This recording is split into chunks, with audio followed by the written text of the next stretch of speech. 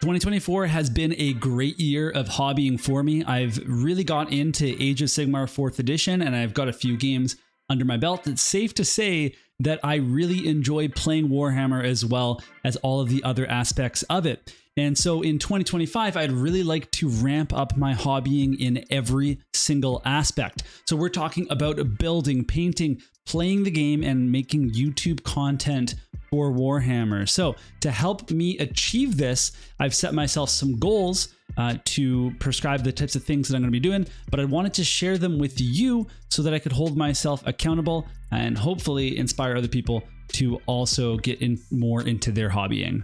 My first goal is to play one game of Age of Sigmar per month. And I was listening to the Garage Hammer podcast, which is an awesome Warhammer podcast. If you haven't heard of it, I'm sure you have. If you're watching me, you've probably heard of him. So Dave Witek, the host, was talking about his goal of playing 12 games in a year, and which is one game per month. And at first I thought to myself, man, that's really not very much Warhammer. But then I realized it's actually a lot. That's an entire game every single month. And it's actually quite hard when you think about going to a store or getting a game going, all the models, the space, the time needed to do it. That's a pretty big commitment. So I think this is a good starting point. And of course, I want to hopefully play more than just 12 games. But how I'm actually going to accomplish this goal is by reaching out to my friend that I normally play with and setting games up well in advance, like weeks in advance. He gets a monthly work schedule. He's a little bit more irregular than my schedule, and so setting up in advance is a big way of doing that. I also want to make it out to some of the local stores in Vancouver and meet some other opponents and some people that I could meet at stores regularly, but also maybe that I could meet up with at their home or my home or something, to get some games of Spearhead in or whatever. Even though that makes me really nervous to do that, I think it's probably a good plan if I want to surpass the goal of one game per month and hopefully get more games in.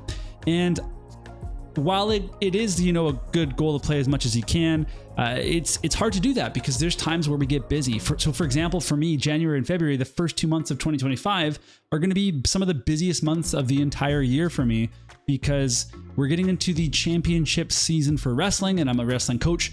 And the team that I coach is going to be attending a lot of tournaments, including an out-of-town one that I'll have to go away for. And so with all these things happening on the weekends, and I'm actually coaching most days of the week, it's going to be really hard to fit in these games. But regardless of that, I'm super motivated to play more games. Eventually I'd like to actually become a better player and maybe even go play in a tournament or go to a convention or travel or something. I think that would be so much fun to do. And the big benefit of that is the better a player I become, the better I'll be able to make content, whether that's battle reports or just talking strategy or teaching the rules to people, and even things like reviewing new rules and new books and new updates and battle scrolls that we get throughout the years.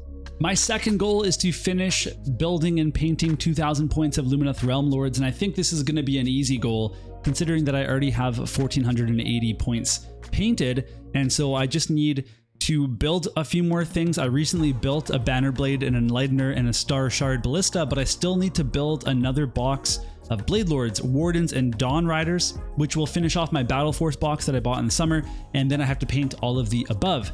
My plan for accomplishing this goal is to set some regular painting and building times. On Monday nights, I actually have 2 back-to-back wrestling practices that I'll go to, and that means it's actually a good night to paint because I don't really have time to do much else. Like I couldn't actually, make a video, for example, or make plans with some friends or whatever else. So it's easier to just, okay, I'm gonna take it easy for the rest of the night. When I get home, have some dinner, set up, watch something on TV or listen to a podcast, and paint a little bit of Warhammer. So here's the thing though, I don't want to rush these models. I want to see if I can noticeably improve my Lumineth because they were the first ever models I ever built and I ever painted in Warhammer. And so it will be a really good chance for me to look at one and then the next one, see how I've actually improved over time.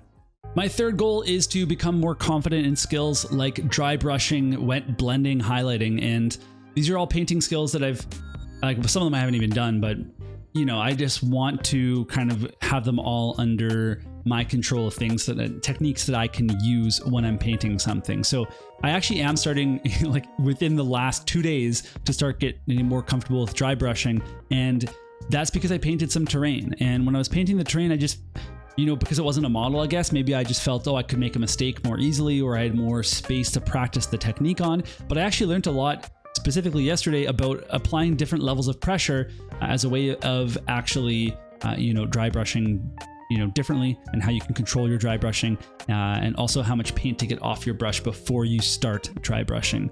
So for highlights, I really need to work on that. That's a big one for me in multiple ways. So first of all, brush control, but also how much paint I'm loading onto my brush, and also where to even put highlights or layers on, because I just don't really have a good sense for that. I haven't figured out a technique for myself.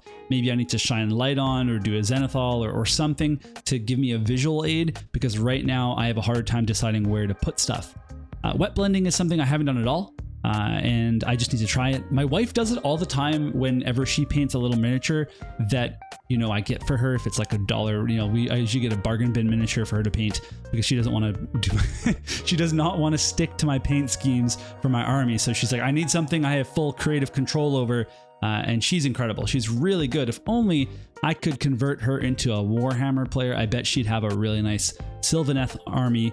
But I think I can actually achieve this goal with my Lumineth models, because it's the perfect chance to take my time, as I said, and actually work on some of this stuff. Basically, that's going to be the hence why I'm not going to be rushing them out. And I'd also like to step away from using Eldari Emerald contrast paint on my Lumineth for the cloth and the banners and stuff, and instead try to use acrylic paint to get more control and kind of enhance my techniques again. So let me know if you have any suggestions for color matches. If I can figure out something cool for a recipe, then maybe I could even go back and work on some of my previous Lumineth as well, to update them into the modern era of Mysidia painting. The fourth goal is to kit bash at least one model, and you might think, like, just one in an entire year? Well, I've never actually done it, so there isn't any history to suggest that I will do it, and that's why I'm starting at one. Like, that's it. Maybe I'll end up kit bashing more than one, we'll see, but let's start here. I think when I think about what I want to kit bash, the one idea I had is reducing the spear length of the Venari Wardens, which is more of a convenience thing. It's not really a kit bash. I think I might need to wait for another Cities of Sigmar purchase before I have a really good idea of what to kit bash, because the Lumineth are pretty finicky to build and I'm really scared to do anything. Whereas with the cities, I just feel so much better building those that it's easier to think about how I could customize them.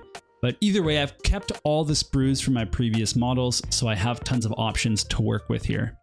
The final goal, the fifth goal that I'm going to talk about, is to get my school club playing Warcry and Kill Team more regularly, at least twice a month, and we meet every single Friday. So for those of you that don't know, I'm a high school teacher, and I run a tabletop club every single Friday at my school, and it is mostly D&D players, like almost entirely D&D players. There's a few people that play Magic the Gathering and a few people that are painting with me and doing some of that kind of stuff that basically Games Workshop as a school program. They send us a bunch of miniatures. Our friendly local gaming store also gave us a ton of miniatures specifically for Kill Team and Warcry that we could build and paint together. And they've donated that to us, which has been incredible. And so we have the old Kill Team starter set. It's actually a lot to teach to people, especially for a high school student that's entering the hobby from scratch. Like, it's a lot of stuff. I'm thinking of lowering maybe the model count for a game, and then also just giving them just a couple of profiles to use for stats. And because when you like do this, like orcs versus these soldiers, and then all of a sudden you've got page, like you have to flip between 3 different pages for all of your units information. It's a lot to do, especially if you've never played a war game before. So it was hard to keep that gameplay flowing. So I think with less complexity, it will be better. Warcry is way easier to get started. I did play Warcry with another student, and part of it also was I'm so familiar with Warcry that I was able to just kind of walk us through without referring to anything. And maybe I need to play more Kill Team games myself to get comfortable with it. But either way, that's also, an option. It's very, very difficult though to pull kids away from D&D. It's the popular game to play, and they all want to just be playing that all the time. Once they're in a campaign, they don't want to miss a week. And if they only play on Fridays, then they're always going to be looking forward to that. So I think I have to do some recruiting as well for some new members.